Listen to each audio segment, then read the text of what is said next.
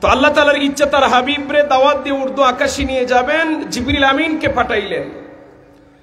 তো জিবরিল আমিন রাতের গভীরের ছোট্ট একটি সময়ে আল্লাহর হাবিবের কাছে আসলেন। আমার নবী মসজিদুল হারামের পাশে শুয়েছিলেন, কোন বর্ণনায় উম্মে হানির ঘরে। তো জিবরিল আমিন এসে, উনি চাইলে দরজা দিয়ে প্রবেশ করতে পারতেন, কিন্তু উনি এসে আল্লাহ নবী যেই ঘরের মধ্যে শুয়েছিলেন ওই ঘরের ছাদটা খুলে দিলেন। একটু ব্যতিক্রম ভাবে আসলেন। আমার নবী বুঝতে পারলেন অবশ্যই আজকে অন্য কোনো কারণ থাকতে পারে। আমার নবী ঘুমের মধ্যে ছিলেন।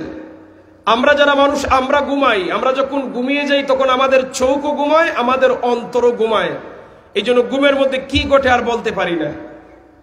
কিন্তু নবী রাসূলগণ যখন ঘুমাইতেন তাদের শুধুমাত্র চক্ষু ঘুমাইতো, অন্তর সজাগ থাকতো, ঘুমাইলেও তারা দেখতে পাইতেন। সুবহানাল্লাহ।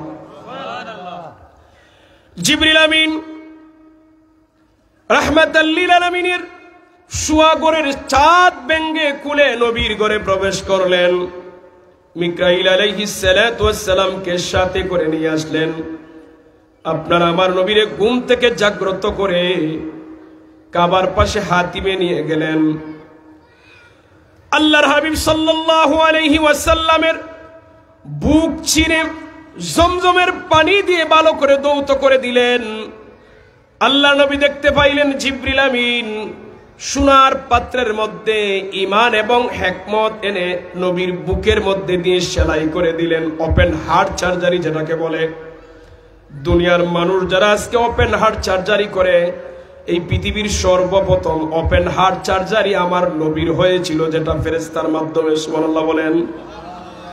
দুনিয়ার ডাক্তারের মতো না।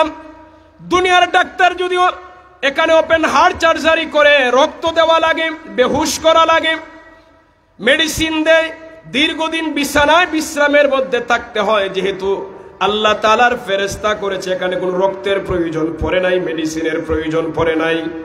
কুদরতিভাবে অপারেশন হয়েছে, কুদরতিভাবে সেলাই হয়েছে।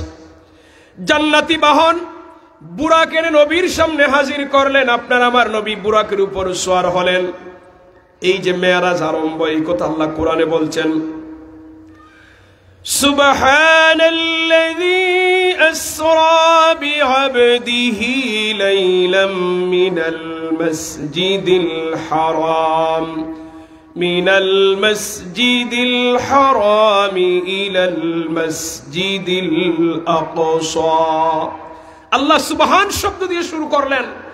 আমরা যখন কোনো আশ্চর্যজনিত কোনো ঘটনা শুনি তখন সুবহানাল্লাহ বলি, মানে আল্লাহর পবিত্রতা বর্ণনা করি।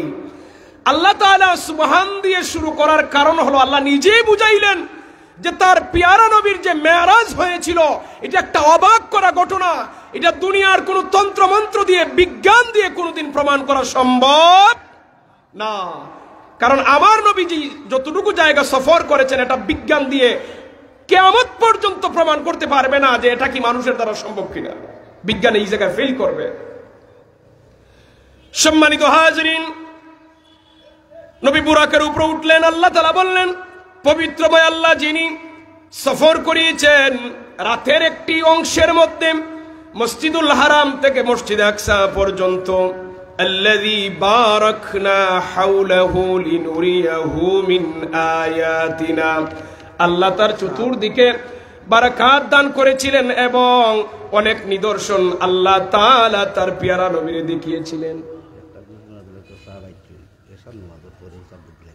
আলহামদুলিল্লাহ। জি জি বলেন আলহামদুলিল্লাহ। মাহফিলের সম্মানিত প্রধান অতিথি সাবজাদা আপনাদের এলাকায় এসে গেছে। এশার নামাজ পড়ে সাব আলোচনা করবেন, সাব রেস্টে আছেন। বলেন আলহামদুলিল্লাহ। আপনারা খুশি না? খুশি মনে বলেন আলহামদুলিল্লাহ। সম্মানিত হাজরিন, আপনার আমার নবী বুরাকের উপর সওয়ার, সাথে জিবরিল আমিন মসজিদুল হারাম থেকে মসজিদে আকসায় যাবেন। বুরাকের উপর থেকে আমার নবী অনেক খেজুর গাছ গাছালি দেখলেন। জিবরিল আমিন বুরাক থামিয়ে দিলেন। সম্মানিত হাজরিন, জিবরিল আমিন বলেন, ইয়া রাসূলুল্লাহ, আপনি এখানে 2 রাকাত নামাজ আদায় করুন। আল্লাহর নবী 2 রাকাত নামাজ আদায় করলেন। নবী জানতে চাইলেন, জিবরিল আমিন প্রশ্ন করলেন, ইয়া রাসূলুল্লাহ, আপনি কি জানেন এটা কোন জায়গা? আমার নবী বলেন না। জিবরিল আমিন বলেন, ইয়া রাসূলুল্লাহ, এটা হলো মদিনাতুল মুনাওয়ারা, যা কিছুদিন পরে আপনি ওই জায়গায় হিজরত করবেন। সুবহানাল্লাহ। আবার সফর শুরু হলো। আরেকটি জায়গায় নবী 2 রাকাত নামাজ পড়লেন। জিবরিল আমিন বলেন, ইয়া রাসূলুল্লাহ, আপনি কি জানেন এটা কোন জায়গা? নবী বললেন না। জিবরিল আমিন বলেন, এটা হলো সিনাই উপত্যকা। যেই তুর পাহাড়ের উপরে, যেই জায়গার মধ্যে দাঁড়িয়ে মুসা কালিমুল্লাহ আল্লাহর সাথে কথা বলেছিলেন, ওই জায়গায় আপনি নামাজ পড়েছেন। আবার সফর শুরানা, আরেক জায়গায় নামাজ পড়লেন। মাদিয়ান শহর, শুআইব আলাইহিস সালাতু ওয়াস সালামের শহরে নবী নামাজ পড়লেন। আরেকটি জায়গায় গিয়ে নবী আরো 2 রাকাত নামাজ পড়লেন, যেখানে হযরত ঈসা আলাইহিস সালাতু ওয়াস সালাম জন্মগ্রহণ করেছিলেন। এরপরে জিবরিল আমিন আমার নবীকে বুরাকের উপর সওয়ার করিয়ে নিয়ে গেলেন মসজিদুল আকসায়, জেরুজালেমে, বর্তমান ফিলিস্তিনে। আমার নবী ওই জায়গায় যাওয়ার আগেই আদামু সফিউল্লাহ থেকে ঈসা রুহুল্লাহ পর্যন্ত যত নবী রাসূল ছিলেন সবাইকে আল্লাহ আগেই মসজিদে উপস্থিত করেছেন। সুবহানাল্লাহ। অসংখ্য ফেরেশতাও ছিল, আকামত দেওয়া হলো। জিবরিল আমিন আপনার আমার নবীর হাত মুবারক ধরে এগিয়ে দিলেন, ইয়া রাসূলুল্লাহ, আপনি ইমামতি করুন। আপনার আমার নবী ইমামতি করলেন। নামাজ শেষে জিবরিল আমিন বলেন, ইয়া রাসূলুল্লাহ, আপনি কি জানেন আপনার পিছনে কারা নামাজ পড়েছে? আমার নবী বললেন না। জিবরিল আমিন বলেন, ইয়া রাসূলুল্লাহ, আদম সফিউল্লাহ থেকে শুরু করে ঈসা রুহুল্লাহ পর্যন্ত আল্লাহ তাআলা যত নবী রাসূল এই জমিনে প্রেরণ করেছিলেন, সমস্ত নবী রাসূল আপনি আসার আগে আল্লাহ হাজির করে রেখে দিয়েছিলেন। সমস্ত নবী রাসূলগণ আপনার পিছনে নামাজ আদায় করেছেন। একটু মন খুলে বলেন সুবহানাল্লাহ। এই জন্য আমার নবীর একটা উপাধি হলো ইমামুল মুরসালিন, সমস্ত নবী রাসূলগণের ইমাম। সম্মানিত হাজিরিন, মসজিদুল আকসায় নামাজ পড়ার পরে এবার বুরাকের উপর সওয়ার হয়ে ঊর্ধ্ব জগতের দিকে রওনা। প্রথম আসমানে গেলেন, দরজায় নক করলেন। প্রশ্ন করা হলো, কে? জিবরিল আমিন বললেন, আমি জিবরিল। সাথে কে? মুহাম্মাদুর রাসূলুল্লাহ সাল্লাল্লাহু আলাইহি ওয়াসাল্লাম। আকাশের ফেরেশতারা প্রশ্ন করলো, তাদের কি উপরে আসার অনুমতি আছে কিনা? জিবরিল আমিন বলেন, হ্যাঁ। তারা দরজা খুলে দিল। জিবরিল আমিন আমার নবীর নিয়ে প্রথম আকাশে উঠলেন। আমার নবী প্রথম আকাশে গিয়ে দেখলেন একজন মুরব্বী মানুষ বসা। জিবরিল আমিন বলেন, ইয়া রাসূলুল্লাহ, আপনি উনাকে সালাম দেন। নবী সালাম দিলেন, উনি জবাব দিলেন, সন্তান বলে সম্বোধন করলেন, বরকতের জন্য দোয়া করলেন। নবী জানতে চাইলেন, ভাই জিবরিল, উনি কে? জিবরিল আমিন বলেন, উনি হলেন আদামু সফিউল্লাহ, দুনিয়ার প্রথম নবী, প্রথম মানুষ আদম, যিনি আপনার বাবা। এই পৃথিবীতে 2 জন নবী আমাদের নবীর সন্তান বলেছেন। একজন হলেন আদম আলাইহিস সালাম, আরেকজন হলেন ইব্রাহিম আলাইহিস সালাম। এই জন্য আমাদের আদি পিতা আদম আলাইহিস সালাম, মুসলিম জাতির পিতা ইব্রাহিম আলাইহিস সালাম। এবার গেলেন দ্বিতীয় আকাশে। দ্বিতীয় আকাশে গিয়ে 2 জন নবীর সাথে সাক্ষাৎ। ঈসা আলাইহিস সালাম, ইয়াহিয়া আলাইহিস সালাম। নবী সালাম দিলেন, তারা জবাব দিলেন, বরকতের জন্য দোয়া করলেন, ভাই বলে সম্বোধন করলেন। এবার চলে গেলেন তৃতীয় আকাশ। তৃতীয় আকাশে গিয়ে আপনার আমার নবী আরেকজন নবীর সাক্ষাৎ করলেন, আল্লাহর নবী হযরত ইউসুফ আলাইহিস সালাম। এই পৃথিবীতে আল্লাহ তাআলা ইউসুফ নবীরে বড় সুন্দর করে বানিয়েছিলেন, জামাল দিয়েছিলেন, এত সৌন্দর্য। ইউসুফ নবীর চেহারার দিকে তাকিয়ে জুলাইখার বান্ধবীরা আপেল কাটতে কাটতে তাদের আঙ্গুল কেটে ফেলে দিয়েছিল, অনুভব করতে পারে নাই, সৌন্দর্যের প্রেমে মুগ্ধ হয়ে গেছে। নবী এত সুন্দর ছিলেন। প্রশ্ন হলো, ইউসুফ নবী যদি এত সুন্দর হন, তাহলে আমাদের নবী কি সুন্দর ছিলেন না? অবশ্যই ছিলেন। আম্মা জান আয়েশা কি বলছেন? আম্মা জান আয়েশা সিদ্দিকা রাদিয়াল্লাহু তাআলা আনহা বলেন, যেই মহিলারা ইউসুফ নবীর সৌন্দর্যের প্রেমে পড়ে তাদের আঙ্গুল কেটেছিল, ওইসব মহিলারা যদি আমার প্রাণের স্বামী মুহাম্মাদুর রাসূলুল্লাহ সাল্লাল্লাহু আলাইহি ওয়াসাল্লাম নবীর সৌন্দর্য দেখত, তাদের আঙ্গুল নয় কলিজা কেটে ফেলতো, অনুভব করতে পারত না। আপনার আমার নবী এত সুন্দর ছিলেন। সম্মানিত হাজিরিন, এবার গেলেন চতুর্থ আসমানে। চতুর্থ আসমানে গিয়ে ইদ্রিস নবীর সাথে সাক্ষাৎ। নবী সালাম দিলেন, ইদ্রিস নবী জবাব দিলেন, বাইবেলে সম্বোধন করলেন, বরকতের জন্য দোয়া করলেন। এবার গেলেন পঞ্চম আকাশে গিয়ে হারুন নবীর সাথে সাক্ষাৎ। হারুন আলাইহিস সালাম হলেন হযরতে মুসা কালিমুল্লাহ আলাইহিস সালামের আপন ভাই, উনার সাথে সাক্ষাৎ। নবী সালাম দিলেন, উনি বাইবেলে সম্বোধন জবাব দিলেন, বাইবেলে সম্বোধন করলেন, বরকতের জন্য দোয়া করলেন। এবার আপনার আমার নবী জিবরিল আমিনকে নিয়ে গেলেন ষষ্ঠ আকাশে গিয়ে মুসা কালিমুল্লাহর সাথে সাক্ষাৎ। নবী সালাম দিলেন, তিনি জবাব দিলেন, বরকতের জন্য দোয়া করলেন। গেলেন সপ্তম আকাশে।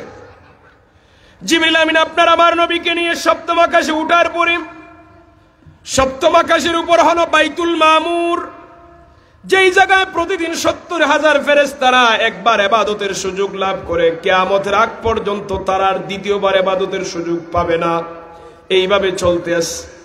আমার নবী বাইতুল মামুরের উপরে দেখলেন একজন মুরব্বী মানুষ হেলান দিয়ে বসা।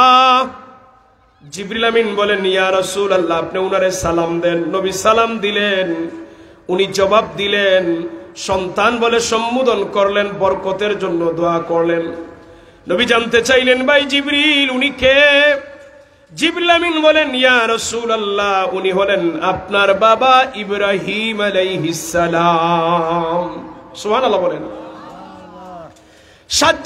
7 আকাশে মোট 8 জন নবীর সাথে সাক্ষাৎ। আপনার আমার নবী এবার গেলেন, জিবরিল আমিন নিয়ে গেলেন জাহান্নাম পরিদর্শনে, জান্নাত পরিদর্শনে। আপনার আমার নবী মেরাজের রজনীতে জাহান্নামের শাস্তি দেখছেন, জান্নাতের নিয়ামত দেখছেন। তো আমার নবী জাহান্নামে গেলেন, জিবরিল আমিন সাথে করে নিয়ে গেলেন। আমার নবী জাহান্নামে গিয়ে দেখতে পাইলেন এক শ্রেণীর মানুষের আঙ্গুলগুলো তামার তৈরি, তামা, লম্বা লম্বা নখ, লম্বা লম্বা নখ, তামার তৈরি। এরা নিজেরাই নিজেদের শরীরের গোশত ছিঁড়তেছে এবং মুখের মধ্যে নিয়ে চাবাইতেছে। বলি নাউযুবিল্লাহ। আচ্ছা, তামার তৈরি যদি নখ হয় লম্বা লম্বা, নিজের শরীরের গোশত ছিঁড়ে, আপনি নিজেই নিজের শরীরে একটু গোশত টেনে আনেন তো দেখেন কেমন লাগে। নবী দেখলেন তামার তৈরি নখ, নিজের গোশত নিজেই ছিঁড়তেছে, নিজেই মুখের মধ্যে নিয়ে চিবিতেছে। নবী জানতে চাইলেন, ভাই জিবরিল, এরা কারা, এদের কেন এমন শাস্তি? জিবরিল আমিন বলেন, ইয়া রাসূলুল্লাহ, এরা হলো দুনিয়ার গীবতকারী, এরা মানুষের গীবত করত, এই জন্য তাদের এই শাস্তি। গীবত কি? গীবত মানে কোনো মানুষের দোষ অন্য মানুষের কাছে বলা। একজন মানুষ একটা দোষ করছে, তারে হেয় করার জন্য, অপমান করার জন্য, ছোট করার জন্য আরো 10 জনের কাছে আমি বলে বেড়াইতেছি, এটার নাম গীবত। আমার নবী গীবত সম্পর্কে হুঁশিয়ারি দিয়েছেন, আল গীবাতু আশাদ্দু মিনাজ জিনা, গীবত জিনার চাইতো আরো খারাপ। আওয়াজ করে বলি নাউযুবিল্লাহ। ও ভাই, আজকে গীবত আমাদের সমাজে এটা অহরহর চলে, আমরা এটা যে গুনাই মনে করি না। সম্মানিত হাজির, নিজের জীবনে কত ভুল আছে আমরা দেখি না। আরেকজনে কি করে, আরেকজনের ছেলে কি করছে, এটা নিয়ে আমরা গবেষণা করি, এটা নিয়ে আমরা বাজারে বসে, দোকানে বসে, হাট বাজারে, রাস্তাঘাটে বলতে শুরু করি।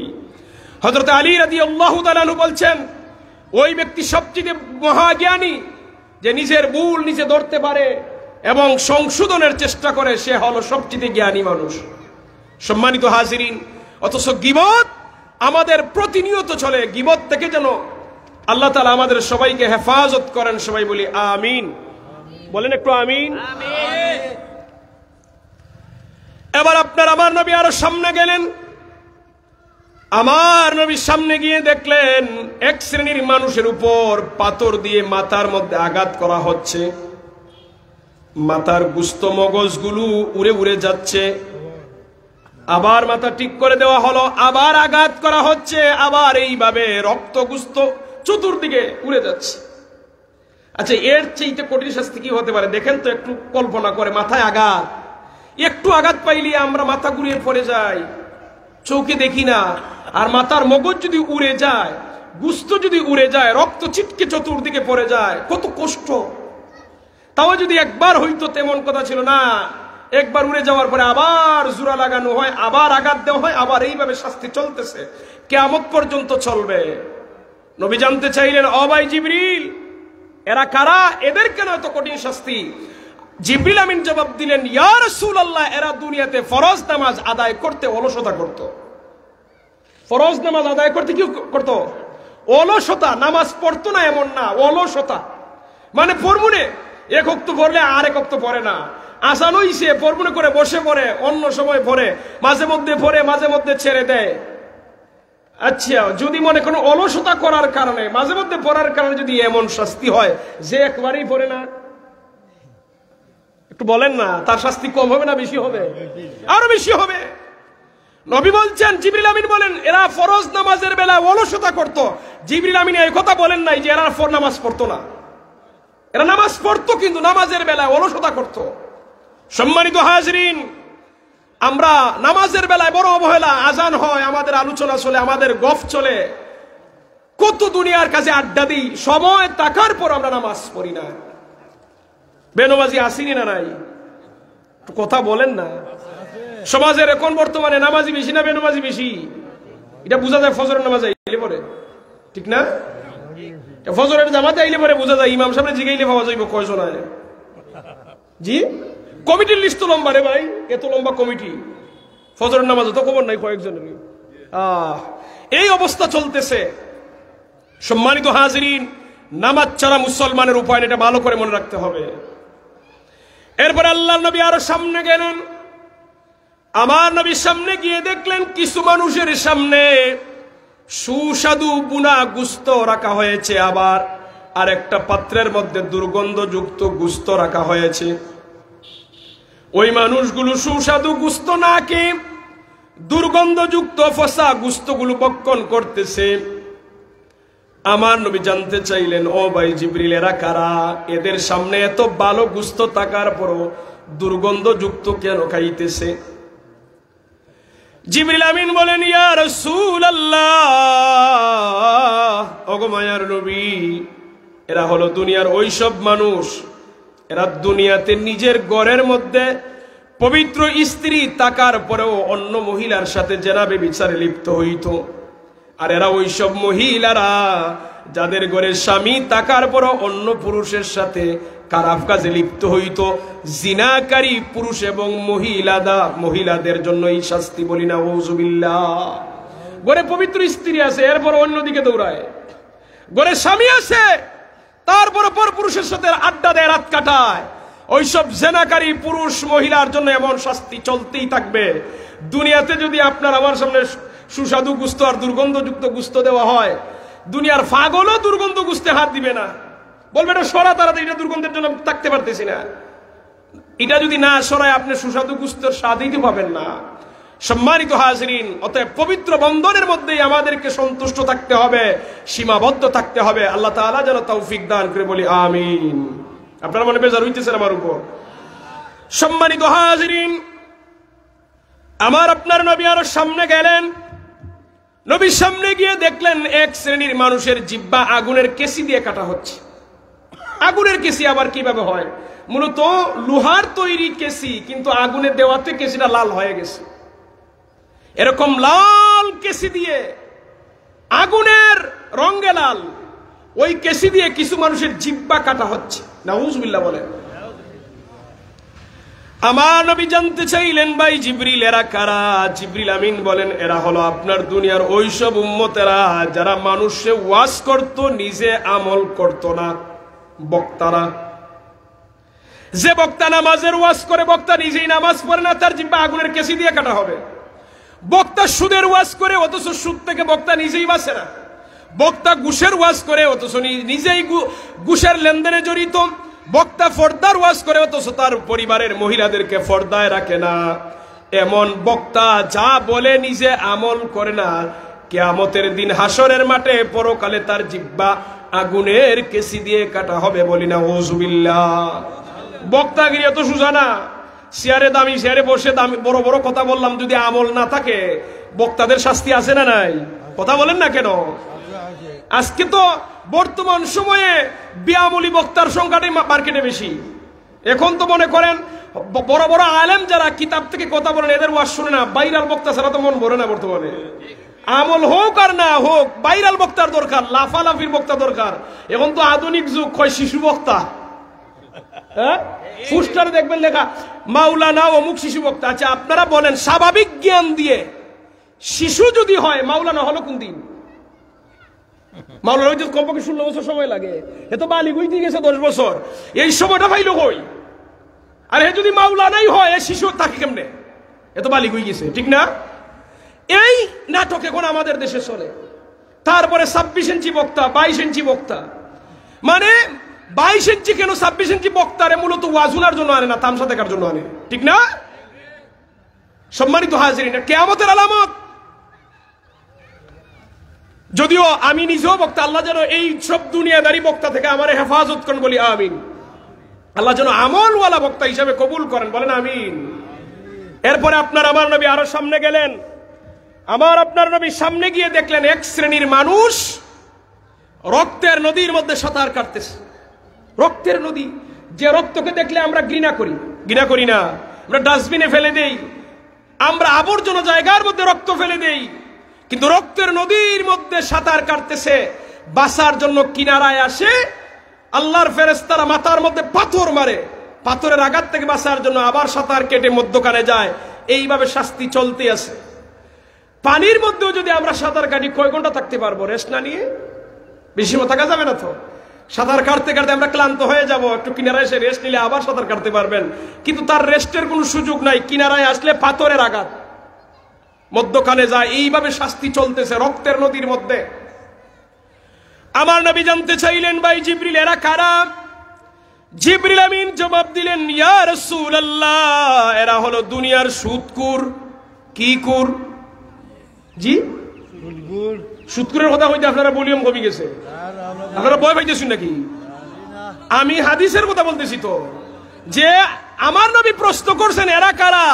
জিবরিল আমিন বলছেন এরা দুনিয়ার সুদকুর। জুড়ে বলেন কি কুর? সুদকুর বর্তমানে আসেনি আপনার দেশ? আরে শুধু সুদকুর পুরুষ না, সুদকুর নিয়েও আছে।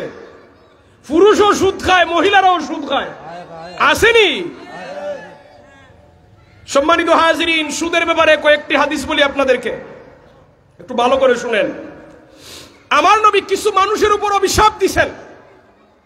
নবী অভিশাপ দিছেন। আচ্ছা, নবী যারে অভিশাপ দিবেন তারে কি আমার নবী সুপারিশ করবেন? নবী বদ্দুয়া দিছেন, নবী অভিশাপ করেছেন কিছু মানুষে। এর মধ্যে এক শ্রেণীর মানুষ হলো সুদকুর মানুষে নবী অভিশাপ দিছেন। লাআনা রাসূলুল্লাহ সাল্লাল্লাহু আলাইহি ওয়াসাল্লাম, আমার নবী অভিশাপ দিয়েছেন আকিলার রিবা, যে সুদ খায়, ওয়া মুকিলাহু, যে সুদ দেয়, ওয়া শাহিদাইহি, যারা সাক্ষ্য দেয়, ওয়া কাতিবাহু, যারা সুদের লেনদেন লেখে, ওয়া ক্বালাহুম সাওয়াউন, এরা সবাই সমান অপরাধী। নাউযুবিল্লাহ বলেন। সুদের ব্যাপারে নবীর কঠিন বার্তা। যে সুদ খায়, যে সুদ দেয়, যারা সাক্ষ্য দেয়, যিনি লেখে, এরা অপরাধী। সম্মানিত হাজিরিন, আমি এটা বোঝানোর জন্য উদাহরণ দেই। মনে করেন 50,000 টাকার সুদের লেনদেন হবে, 4 শ্রেণীর মানুষ লাগবে। একজনে দিবে আর একজনে নিবে, 2 জন সাক্ষী লাগবে, আর একজনে একটা চুক্তি, একটা কাগজের মধ্যে 100 টাকা স্টাম্প হোক আর 50 টাকা স্টাম্প হোক, এটার মধ্যে লিখতে হবে, ঠিক না? এই লেনদেন করতে গেলে 4 শ্রেণীর মানুষ লাগে। আমার নবী 4 শ্রেণীর কথা বলছেন। আকিলার রিবা, যে খাবে, সুদ খাবে, ওয়া মুকিলাহু, যে সুদ দিবে, ওয়া শাহিদাইহি, নবী দিবসন ব্যবহার করেছেন, মানে কমপক্ষে তো 2 জন সাক্ষী লাগে, ওয়া কাতিবাহু, যিনি লিখবে, সমান অপরাধী। সম্মানিত হাজিরিন, আপনি যে কোনো জায়গায় সাক্ষী দিয়ে যাইয়েন না। মনে করেন 2 জনে লেনদেন করতেছে, আপনারা সাক্ষী রাখবে। সাক্ষী দিবার আগে বুঝবেন এটা কিসের সাক্ষী দিতেছেন, ভালো কাজের না মন্দ কাজের। কারণ আপনি সাক্ষী দেওয়াতে আপনার এখানে কোনো লাভ নাই, কিন্তু জীবনের সবকিছু লস হয়ে যাচ্ছে, আপনার সুদকুরের তালিকায় নাম উঠে যাবে। আরেকজনে মনে করে যে আমার আর কাজ কি, কলম দিয়ে একটু লিখে দিব, আমার আর এখানে অসুবিধা কি? জি না, আল্লাহ তাআলা আপনার লেখার শক্তি দিয়েছেন ভালো জিনিস লেখার জন্য, সুদকুরের চুক্তিনামা লেখার জন্য না, ঠিক কিনা বলেন? এরপরে দেখেন আমার নবীর হুঁশিয়ারি সংকেত সুদের ব্যাপারে। আমার নবী বলছেন যে ব্যক্তি সুদ খায় তার 70টি গুনাহ হয়। জুড়ে বলেন কয়টি গুনাহ? কয়টি গুনাহ? একটু মুখস্থ করে রাখেন, কয়টি গুনাহ? কি খাইলে বলেন একটু, কি খাইলে? সুদ খাইলে 70টি গুনাহ। আরে ভাই এই কথা যদি আমি বলতাম আমার কথা ডাস্টবিনে ফেলে দিতে পারতেন, অসুবিধা নাই, কিন্তু বলেছেন রাহমাতাল লিল, নবী বলছেন যে সুদ খায় তার 70টি গুনাহ।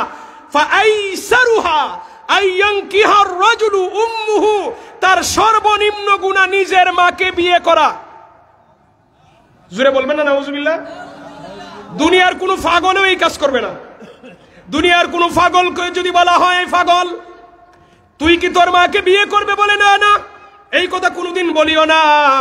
পাগলের দ্বারাও নিজের মাকে বিয়ে করা সম্ভব না, কিন্তু সুদখোরের আমল নামার মধ্যে মাকে বিয়ে করার, মায়ের সাথে জেনা করার অপরাধ লেখা হচ্ছে, তাও এটা সর্বনিম্ন গুনাহ। বাকি 69টি গুনাহ তো এখনো বাকি আছে। ও দুনিয়ার সুদখোর ভাইয়েরা, এদের প্রতি আমার অনুরোধ, দেখেন আপনাদের এলাকায় কে সুদ খায় কে ঘুষ খায় আমি জানি না, আপনার আমার দুশ্মন নয়, আমি আপনাদের দিনী ভাই। আমার দায়িত্ব বলা, মানা না মানা আপনার ব্যাপার। সম্মানিত হাজিরিন, যারা সুদ খায় এদের প্রতি অনুরোধ করে বলে যাই, ভাই আপনি রাতের আধারে একটু গভীরে নিরিবিলি বসে একটু চিন্তা করে দেখবেন, ওই একটা পয়েন্টে সুদ খাইলে যদি মায়ের সাথে জেনা করার অপরাধ হয়, ওই বিষয়টা একটু চিন্তা করে দেখেন। যদি বিবেক, সর্বনিম্ন বিবেকেও তাকে কোনো মানুষে কোনোদিন সুদ খাওয়ার নামও ধরতে পারবে না, ঠিক কিনা বলেন সম্মানিত হাজিরিন? কিন্তু সুদ আজকে কি বলবো, এটা ক্যান্সারে পরিণত হয়ে গেছে। সুদ কেউ বুঝে খায়, কেউ না বুঝে খায়। বুঝে কিভাবে খায় দেখেন, হ্যাঁ জানে 1000, 1500 6 মাসে, 1000, 2000 1 বছর পরে, এরকম লেনদেন আসেনি? আছে। তারপরে ব্যাংকে 10 লক্ষ টাকা জমা রাখছে, প্রতি মাসে লাভ আসে, এটা কি সুদ? বলে এটা কি সুদ? আবার কেউ ব্যাংক থেকে লোন নেয়, প্রতি মাসে কিস্তি দেয়, কিস্তি দেওয়ার সাথে সুদ আছে না নাই? কথা বলেন না কেন রে ভাই? সুদ আছে। মা বোনরা গ্রামীণ ব্যাংক, আশা নিরাশা, শুরু শুরু ক্ষুদ্র ব্যাংক থেকে তারা ঋণ নেয়, প্রতি মাসে বা সপ্তাহে কিস্তি দেয়, কিস্তির সাথে সুদ আছে না নাই? বলেন না, আছে। এইভাবে আমাদের পুরুষেরাও সুদখোর, মহিলারাও সুদখোর নিয়ে আসে। সম্মানিত হাজিরিন, এইভাবে আরেকটা সুদ আছে যেটা আমরা না বুঝে খাই, আমরা বুঝি না এটা যে সুদ হয়। আমি ওই বিষয়টা একটু বলি। আপনার আমার সমাজে ইজারা আসেনি? জমিন ইজারা শব্দটি আরবি, বাংলায় বলে বন্ধক। আমাদের কিতাবের অধ্যায় ছিল বাবুল ইজারা, বন্ধকের অধ্যায়। তো বন্ধক দেখেন, শরীয়তের হুকুম হলো বন্ধক দেওয়া নেওয়া জায়েজ, বরং উত্তম কাজ। আপনি বিপদে পড়ছেন, আপনি আপনার জমিন আমার কাছে জমা দিয়েছেন, আমি 1 লক্ষ টাকা দিলাম, যেই দিন টাকা দিয়ে দিবেন আপনার জমি নিয়ে নিবেন, এটার মধ্যে বন্ধক। এতটুকু পর্যন্ত জায়েজ আছে, সওয়াব আছে। কিন্তু আপনার জমিন থেকে যদি আমি ফসল উৎপন্ন করি, উৎপাদন করে যদি এটা খাই, এটা আমার জন্য সুদ হবে। চিন্তা করে দেখছেন?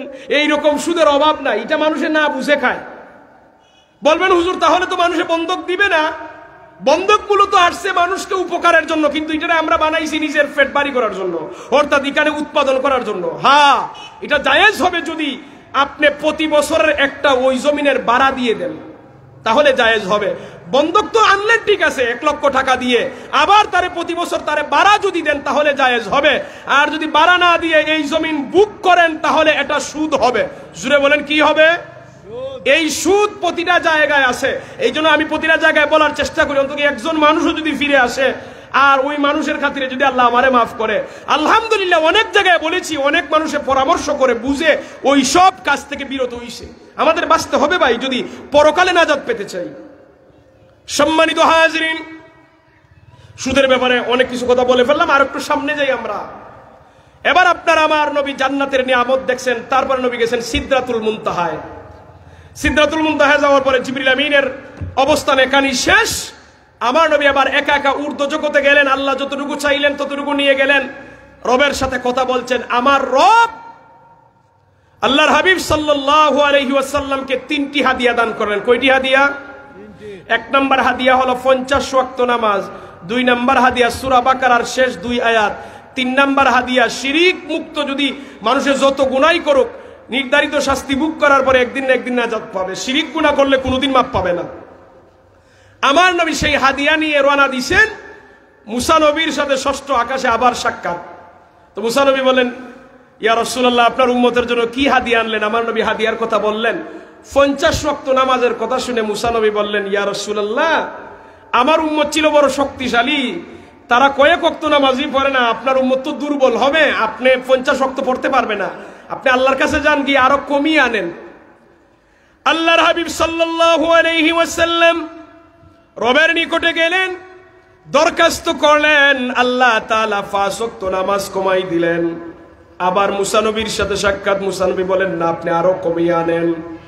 আল্লাহ নবী আবার গেলেন, আরো 5 ওয়াক্ত, এইভাবে 9 বার গেলেন, 45 ওয়াক্ত কমিয়ে 5 ওয়াক্ত নামাজ আল্লাহ তাআলা আমাদের জন্য, নবীর উম্মতের জন্য হাদিয়া দিয়ে দিলেন। মুসা নবী বলেন, ইয়া রাসূলুল্লাহ, আমার উম্মতকে আল্লাহ তাআলা 3 ওয়াক্ত নামাজ দিয়েছিলেন, শক্তিশালী মানুষ হওয়ার পরও তারা আদায় করে নাই, আপনার উম্মতেরা দুর্বল হবে, 5 ওয়াক্ত পড়বে না, আপনি আরো কমিয়ে আনেন। নবী বলেন, না, যতবার গেছি আল্লাহ 5 ওয়াক্ত করে কমাই দিছেন, এখন আবার যাব, আমার লজ্জা লাগতেছে। দ্বিতীয় কারণ হলো, এখন যদি আমি যাই, প্রতিবার আল্লাহ 5 ওয়াক্ত করে কমাই দিছেন, যদি 5 ওয়াক্ত মাফ করে দেন, তাহলে আমার গুনাহগার উম্মতেরা গুনাহ মাফের মাধ্যম খুঁজে পাবে না, আল্লাহর গোলামি করার মাধ্যম পাবে না। এই 5 ওয়াক্ত নামাজ থাকুক, এই নামাজ আদায় করলে পরে আল্লাহ তাআলা আমার উম্মতের গুনাহ মাফ করে দিবেন। 5 ওয়াক্ত নামাজ উম্মতের জন্য হাদিয়া নবী নিয়ে আসলেন। নবী মেরাজের রাত শেষ করে আবার এসে ফজরের নামাজ পড়ছেন। আমি কথাটা আরেকবার রিপিট করি বোঝানোর জন্য। রাতের ছোট্ট একটা অংশে নবী প্রথমে ঘুম থেকে জাগ্রত হয়ে জিবরিল আমিন আমার নবীরে মসজিদুল হারাম থেকে মসজিদে আকসা নিয়ে গেলেন। মধ্যখানে কত জায়গায় নামাজ পড়ছেন দেখেন, মদিনায় নামাজ পড়ছেন, তারপরে মাদিয়ান শহরে নামাজ পড়ছেন, তুর পাহাড়ে সিনাই পর্বতে নামাজ পড়ছেন, ঈসা নবীর জন্মস্থানে নামাজ পড়ছেন, মসজিদুল আকসায় গিয়ে নামাজ ইমামতি করছেন, এরপরে উর্দু আকাশে গিয়ে 7 আকাশে 8 জন নবীর সাথে সাক্ষাৎ করছেন, সালাম কালাম বিনিময় করছেন, তারপরে জাহান্নামের শাস্তি দেখছেন, জান্নাতের নিয়ামত দেখছেন, সিদরাতুল মুনতাহায় গেছেন, উর্দু আকাশে গিয়ে আল্লাহর সাথে কথা বলেছেন, এরপরে হাদিয়া নিয়ে আসলেন, মুসা নবীর সাথে সাক্ষাৎ, আরো 9 বার গেলেন, কমিয়ে আনলেন, 7 আকাশ আবার পাড়ি দিয়ে জমিনে এসে নবী ফজরের নামাজ পড়ছেন। সুবহানাল্লাহ বলবেন না?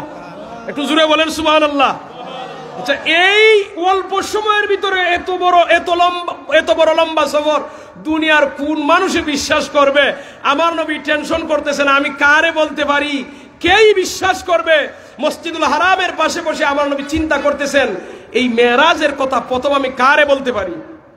তো আমার নবী মসজিদুল হারামের পাশে বসে সকালবেলা আবু জেহিল এসে, আবু জেহিল এসে বলে, কি মোহাম্মদ মন বেজার কেন?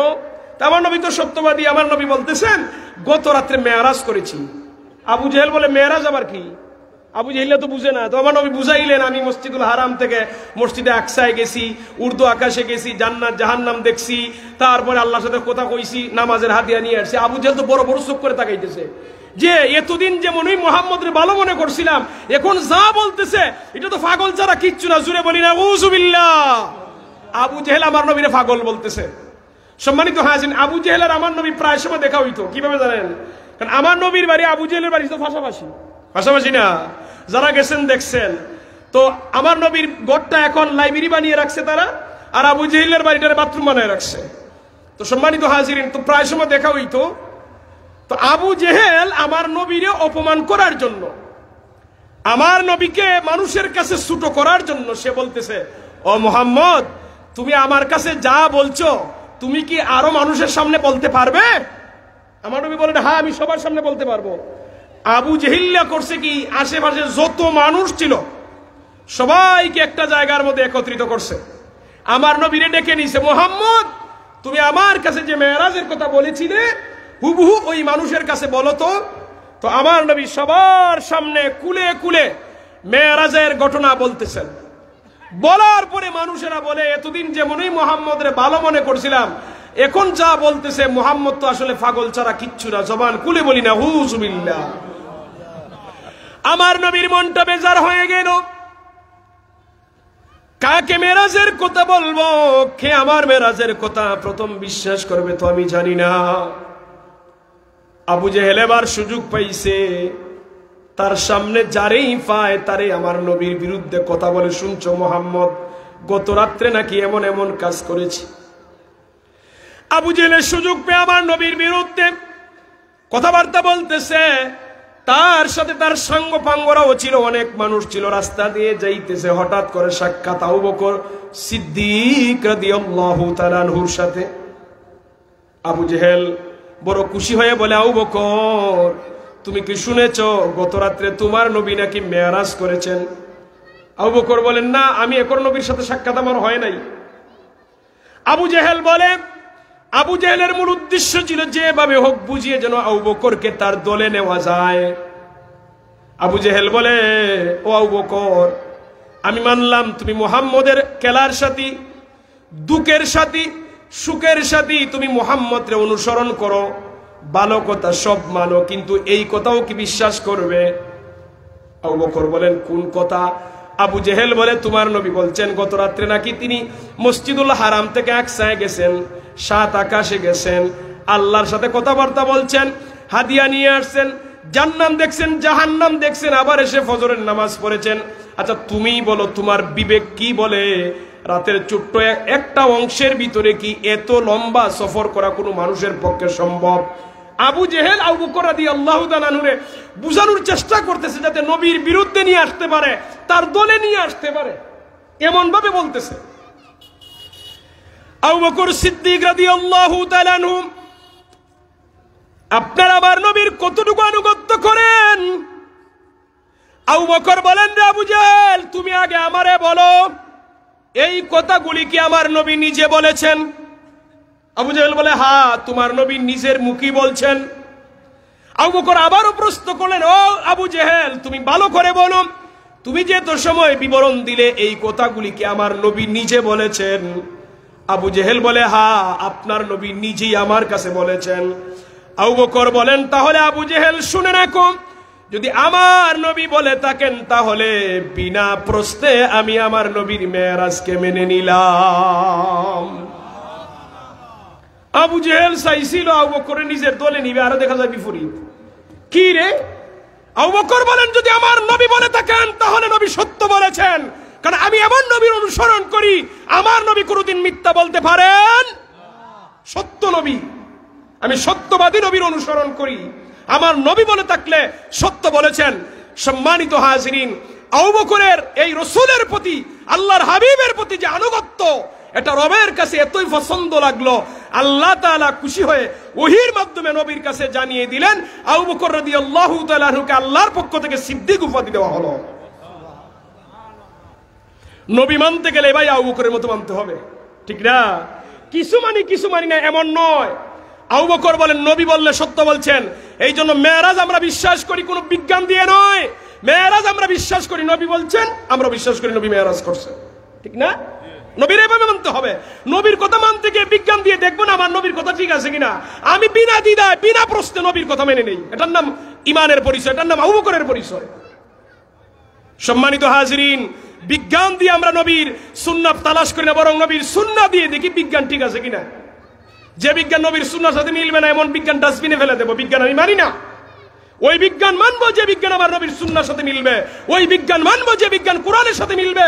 আমরা কোরআন সুন্নাহ দিয়ে বিজ্ঞানকে সত্য কিনা আমরা তালাশ করি, বিজ্ঞান দিয়ে কোরআন সুন্নাহ তালাশ করি না। আজ এতই অত্যাধুনিক হয়েছে, অনেক মানুষ শুধু কোরআন আর মানে বিজ্ঞান দিয়ে কোরআন সুন্নাহরে প্রমাণ করতে চায়। আরে আমি বিজ্ঞান দিয়ে কোরআন সুন্নাহ কেন প্রমাণ করব, বরং কোরআন সুন্নাহ দিয়ে দেখবো বিজ্ঞান ঠিক আছে কিনা। কারণ বিজ্ঞানের মধ্যে ভুল থাকতে পারে, কোরআন সুন্নাহে কোনো ভুল বলেন না কেন? কোরআন সুন্নাহর মধ্যে কোনো ভুল আছে? নাই। সম্মানিত হাজিরিন, এরপরে আমার নবী ডাক দিলেন বিলাল রাদিয়াল্লাহু তাআলাকে, ও বিলাল, তুমি আমারে বলো, তুমি এমন কোন আমল করো আল্লাহ তাআলার কাছে এতই মকবুল হলো, আমি যখন মেরাজে গেলাম জান্নাতে গিয়ে তোমার পায়ের ধ্বনি শুনতে পাইছি। আপনারা মানুষ কিন্তু একবারে কম না, মোটামুটি আলহামদুলিল্লাহ যথেষ্ট আছেন, একটু জুড়ে বলেন সুবহানাল্লাহ। আপনারা কষ্ট নিতেছেন মনে হয়। আমার নবী বলতেছেন, বিলাল কোন আমল করো আমারে বলো, আমি জান্নাতে তোমার পায়ের ধ্বনি শুনতে পাইছি। বিলাল জমিনে আর আমার নবী জান্নাতে বিলালের পায়ের ধ্বনি শুনেন। ও ভাই, বিলাল কালো হতে পারে, হাবশি গোলাম বংশের মানুষ হতে পারে, বিলালের চেহারা কালো হতে পারে, কিন্তু অন্তরটা নূর ছিল, আলো। বিলাল বলেন, ইয়া রাসূলুল্লাহ, আমার তো কোনো আমল নাই, তবে আমার একটা ছোট্ট অভ্যাস আছে, আমি যখনই ওযু করি আমি 2 রাকাত নামাজ পড়ি। সুবহানাল্লাহ বলেন। এটাকে আমরা বলি তাহিয়াতুল ওযু। তাহিয়াতুল ওযু নামাজ। ওযু করলেই উনি নামাজ পড়তেন। আল্লাহ তাআলা ওই তাহিয়াতুল ওযুর কারণে বিলালের মর্যাদা এতই বাড়িয়ে দিলেন, আমার নবী জান্নাতে গিয়ে বিলাল রাদিয়াল্লাহু তাআলা আনহুর পায়ের ধ্বনি শুনতে পাইছেন। আমার নবী বলেন, উমর তুমি আমারে বলো। আমার নবী বলেন, উমর আমি যখন জান্নাত পরিদর্শন করলাম আমি দেখতে পাইলাম তোমার ঘরটা আল্লাহ বড় সুন্দর করে বানিয়েছেন। বাহির যদি এত সুন্দর হয়, ভিতর না জানি কত সুন্দর হবে। ইচ্ছা ছিল তোমার ঘরে আমি প্রবেশ করব, কিন্তু তুমি ওমরের আত্মমর্যাদার দিকে লক্ষ্য করে আমি ঘরে প্রবেশ করি নাই। হযরত ওমর চোখের পানি ছেড়ে কাঁদলেন, ইয়া রাসূলুল্লাহ, আপনার সামনে আমার আত্মমর্যাদা কিসের? আপনি যদি আমার ঘরে প্রবেশ করতেন তাহলে আমার জীবন তো ধন্য হয়ে যাইত। সুবহানাল্লাহ। নবীর সাহাবীরা যেইভাবে আমার নবীরে ভালোবাসতেন, আমার নবী ও সাহাবায়ে কেরামরে ওইভাবে স্নেহ মর্যাদা দিতেন, স্নেহ করতেন, ভালোবাসতেন। সম্মানিত হাজিরিন, কাফেররা দেখলো কোনোভাবে আমার নবীর আটকানো যাচ্ছে না, তারা একটা দল আসলো আমার নবীর কাছে। ও মুহাম্মদ, তুমি যে মেরাজ করেছো, তুমি বলতেছো মসজিদুল হারাম থেকে মসজিদে আকসায় গেছো, আচ্ছা তুমি আমাদেরকে যদি বলতে পারো মসজিদুল আকসার মধ্যে দরজা জানালা কয়টা, তাহলে আমরা বুঝবো তুমি সত্যি গেছো। আচ্ছা আমার নবী কি মসজিদুল আকসায় গিয়েছিলেন দরজা জানালা গোনার জন্য? একটু কথা বলেন। আমার নবী তো দরজা জানালা গোনার জন্য যান নাই, আমার নবী গেছেন ইমামতির জন্য, ঠিক না? আমার নবী ইমামতির জন্য গেছেন, নামাজ পড়ার জন্য গেছেন। আর কাফেররা বলে দরজা জানালা কয়টা। আমার নবী কি জবাব দিবেন? আল্লাহ তাআলা জিবরিল আমিনকে পাঠাই দিয়েছেন। দুরূদ শরীফ পড়ি, সাল্লাল্লাহু। আজান কয়টা? ও আচ্ছা, আমি 7টা চিন্তা করতেছি। সাল্লাল্লাহু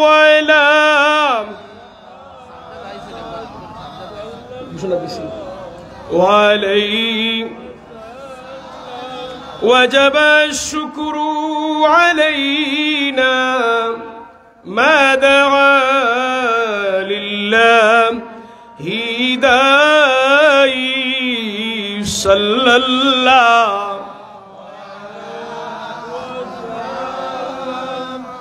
صلى الله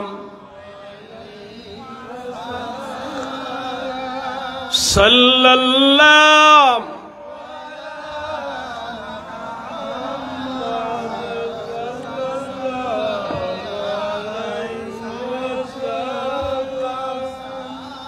কাফেররা বলল, আমাদেরকে যদি বলতে পারো মসজিদুল আকসার দরজা জানালা কয়টা, আমরা বিশ্বাস করব তুমি সত্যি সফর করছো।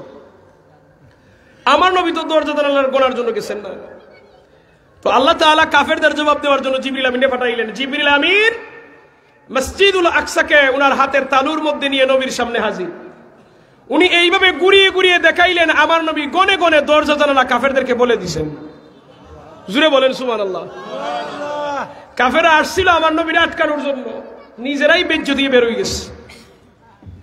সম্মানিত হাজিরিন, রোমান সম্রাট তার বাহিনীদেরকে বলল, দেখো তো আমাদের দেশে আরবের কোন ব্যবসার কাফেলা আসছে কিনা। যদি আরবের কোন কাফেলা এসে থাকে, কুরাইশ বংশের কোন মানুষ তাকে তারে আমার কাছে নিয়ে আসবে, আমার কিছু প্রশ্ন আছে। রোমান সম্রাটের বাহিনীরা তালাশ করে দেখে মক্কার এক কাফেলা আছে, যে কাফেলার নেতৃত্ব দিলেন নবীর চাচা আবু সুফিয়ান রাদিয়াল্লাহু তাআলা আনহু। রোমান সম্রাটের অর্ডার অনুযায়ী নবীর চাচা আবু সুফিয়ান রাদিয়াল্লাহু তাআলা আনহুর বাদশার সামনে নেওয়া হলো। যেই সময় নেওয়া হয়েছে তখনও তিনি মুসলমান না, তিনি কাফের ছিলেন। উনি মুসলমান হয়েছেন মক্কা বিজয়ের পরে। আর বাদশার দরবারে যখন গেছেন তখন তিনি কাফের। রোমান সম্রাট ওনারে প্রশ্ন করলো, আবু সুফিয়ান তোমার বংশ কি কুরাইশ? তিনি বলেন হ্যাঁ। তুমি কি হাশিমি গোত্রের? জি আমি হাশিমি গোত্রের। রোমান সম্রাট বলে, আমি কিছু প্রশ্ন করব, তুমি সঠিক জবাব দিবে। বললে ঠিক আছে। রোমান সম্রাট প্রশ্ন করলো, তুমি আমাদেরকে বলো তোমাদের যিনি মুহাম্মদ সাল্লাল্লাহু আলাইহি ওয়াসাল্লাম উনি যে কথা বলেন, উনার কথায় উনি সত্যবাদী না মিথ্যাবাদী? উনি সত্য কথা বলেন না মিথ্যা কথা বলেন? আবু সুফিয়ান রাদিয়াল্লাহু তাআলা আনহু জবাব দিলেন, যদি ওই সময় কাফের ছিলেন, বললেন না, মুহাম্মদ যা বলে সব সত্য বলে। চাইলে সে মিথ্যা কথা বলতে পারতো, কিন্তু না, আমার নবীর পক্ষে সঠিকটাই জবাব দিছে যে উনি যা বলেন কি বলেন, সত্য বলেন। দ্বিতীয় প্রশ্ন করছে উনারে অনুসরণ করে ধনী মানুষেরা না গরিব মানুষেরা বেশি? উনি জবাব দিয়েছেন বেশিরভাগ গরিব মানুষেরাই উনারা অনুসরণ করে। এরপরে প্রশ্ন করেছে উনার আখলাক কেমন, চরিত্র কেমন? আবু সুফিয়ান জবাব দিলেন উনার চাইতে শ্রেষ্ঠ আখলাকের মানুষ আর আমাদের আরবে নাই। উনি যখন কথা বলে যেন উনার মুখ থেকে মুক্তা ঝরে। সুবহানাল্লাহ বলবেন না? উনি যখন কথা বলে মুখ থেকে যেন মুক্তা ঝরে। সম্মানিত হাজিরিন, রোমান সম্রাট বলল তাহলে তুমি কেন মানো না? বলে আমি তার সব কথা বিশ্বাস করি, একটা কথা বিশ্বাস করতে আমার কষ্ট হয়, আমি দ্বিধাদ্বন্দ্বে আছি। আশা করি আপনিও শুনলে আপনারও বিশ্বাস করতে খারাপ লাগতে পারে, আপনি নিজের বিবেক দিয়ে বিবেচনা করতে পারবেন। তো রোমান সম্রাট বলে সেটা কি? তো আবু সুফিয়ান রাদিয়াল্লাহু তাআলা তখন বলছিলেন যে সব কথা মানি, একটা কথা মানতে পারি না। উনি একদিন বললেন উনি এই রাতের ছোট্ট একটি অংশে উনি মেরাজে গেছেন। উনি মসজিদুল হারাম থেকে মসজিদে আকসায় গেছেন, 7 আকাশ পাড়ি দিয়েছেন, তারপরে জান্নাত দেখছেন, জাহান্নাম দেখছেন, সিদরাতুল মুনতাহায় গেছেন, আল্লাহর সাথে কথা বলছেন, আবার মক্কায় এসে ফজরের নামাজ পড়ছেন। সব মানি, আমি ওই কথা উনার মানতে পারি না। নবীর সাথে আবু সুফিয়ান বলতেছে রোমান সম্রাটের সামনে। এমন সময় রোমান সম্রাটের পাশে বসা ছিল খ্রিস্টান ধর্মযাজক। সে বলে মুহাম্মদ সাল্লাল্লাহু আলাইহি ওয়াসাল্লামের যে মেরাজের যে ঘটনা উনি যে বলেছেন উনি সত্যই বলেছেন। জোরে বলবেন না সুবহানাল্লাহ? রোমান সম্রাট জানতে চাইল,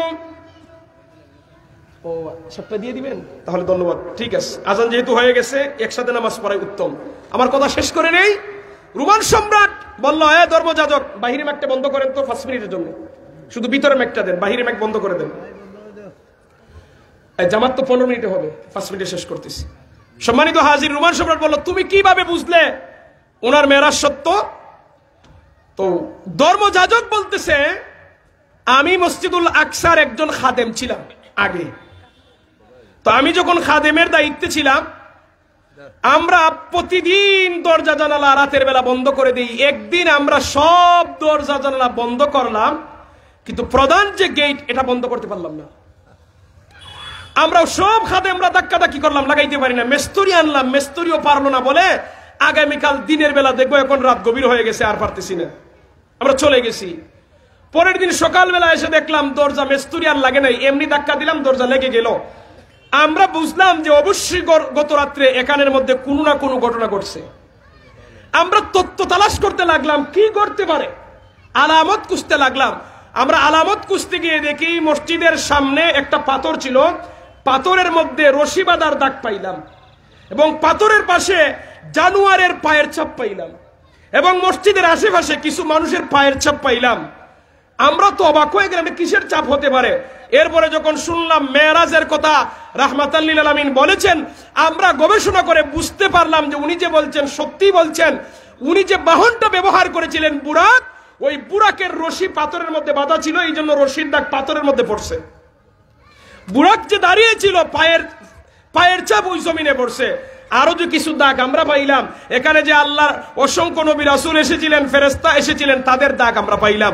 আমরা বুঝে নিলাম মুহাম্মদ সাল্লাল্লাহু আলাইহি ওয়াসাল্লাম যে মেরাজ করেছেন মসজিদুল হারাম থেকে আকসা পর্যন্ত, তিনি যে বলেছেন সত্যই বলেছেন। জোরে বলবেন না সুবহানাল্লাহ? পৃথিবীর কেউ আর আমার নবীর মেরাজ অস্বীকার করার সুযোগ পাইল না। সম্মানিত হাজিরিন, সেই মেরাজ থেকে নবী আমাদের জন্য হাদিয়া নিয়ে আসছেন 5 ওয়াক্ত নামাজ। কয় ওয়াক্ত নামাজ? 5 ওয়াক্ত নামাজ পড়ার দরকার আসেনি? আমরা কথা বলেন না? ও ভাই, অনেক মানুষ আমরা আছি ভাই, মনে চাইলে পড়ি, মনে চাই না পড়ি না। নামাজের এরকম ভাবিয়েন না, নামাজ কায়েমের কথা। দেখেন ছেলের নামাজ বাপে পড়তে পারে না, পড়তে পারে? বাপ যদি বিছানায় ছটফট করে, ছেলে যদি বলে আব্বা চিন্তা করি না, তোমার নামাজটা আমি পড়ে দিয়ে আদায় হবে না ভাই। আল্লাহ নবী বলছেন